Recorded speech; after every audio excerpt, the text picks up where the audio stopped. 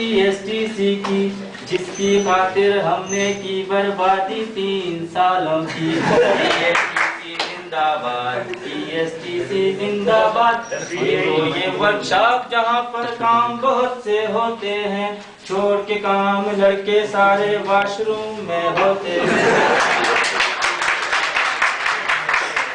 आते जाते टीचर सारे नजर वहाँ पर रखते हैं, देख के टीचर लड़के सारे कान पकड़ते फिरते हैं।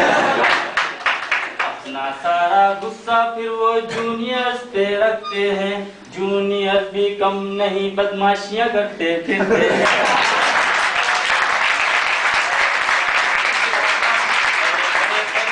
यहाँ पर शुरफा बन के फिरते हैं, मौका उनको मिल जाए तो ड्राजे खाली करते।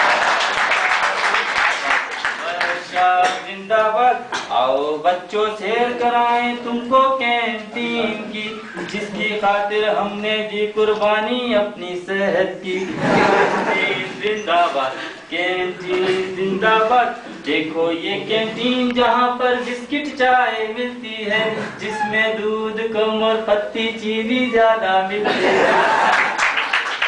आओ बच्चों शेयर कराएं तुमको हॉस्टल की, जिसकी खातिर हमने दी कुर्बानी इंतजार की।